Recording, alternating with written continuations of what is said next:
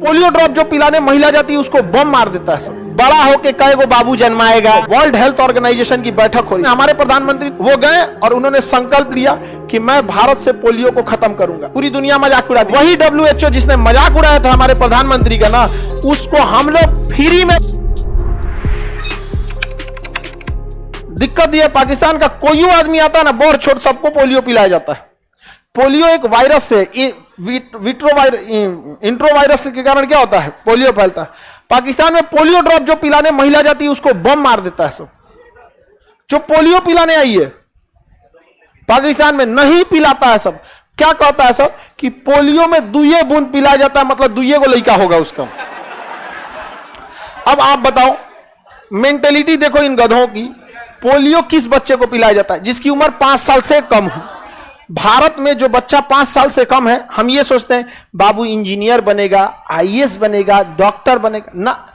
उनका सोच है अभी बाबू है, बड़ा होके कई गो बाबू जन्माएगा।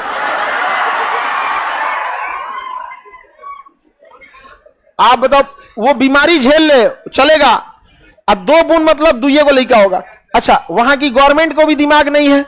अगर उसका यही कंसर्न है कि 2 बूंद मैंने दुइये को लड़का, तो कटोरा से पिलाओ 200 लड़का, कटोरा से पिलाओ। सोचो, ले पूछो कितना चाहते, कई गो नाती पोता? 52 गो। ले ले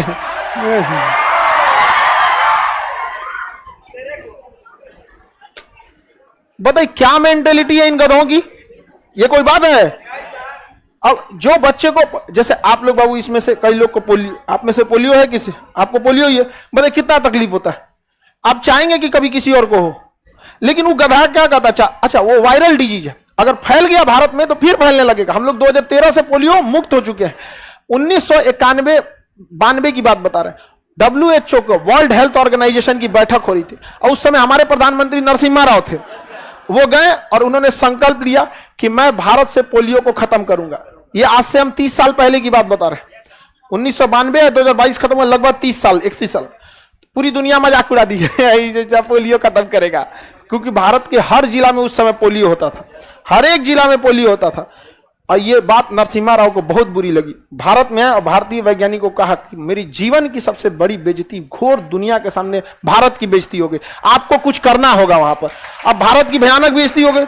अब भारतीय डॉक्टर सब इसको, वैज्ञानिक सब इसको ईगो पे ले लिया सब। उसके बाद जो पोलियो पे रिसर्च चालू हुआ ना, वही WHO है जो 2013 में चल के भारत आया था सर्टिफिकेट देने के लिए कि आपने पोलियो को हरा दिया यहां पर।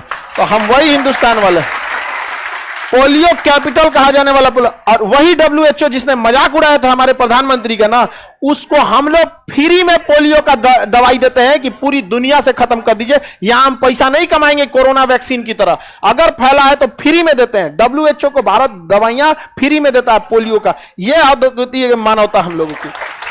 और पाकिस्तान में पोलियो पिलाने जाते हैं लोग तो वो मार देते हैं सो गोली, मत पिलाओ, यहां पे नहीं पिलाते हैं सर, कहेगा झेलेगा लड़का जैसा। हद मेंटेलिटी है इन गधों की। अगर कोई लड़की क्लास 6 से ज्यादा पढ़ने लगती है तो बम मार देते हैं सर। मलाला की क्या गलती थी? मार दिया बेचारा को खोपड़ी में, उसके नसीब ठीक था, बच गई बेचारी। इसे गोली मार दिया, बस में घुस के उसको मार। तो पढ़ना ही तो चाहती थी। अब क्लास 6 से ज्यादा लड़की को पढ़ने नहीं देगा सब। और अगर कोई महिला जेंट्स डॉक्टर से देखा लेगी तो उसको भी मार देगा सब। अब बताओ, तुमसे महिला को 6 से ज्यादा पढ़ने नहीं दिया तो डॉक्टर कैसे बनेंगे?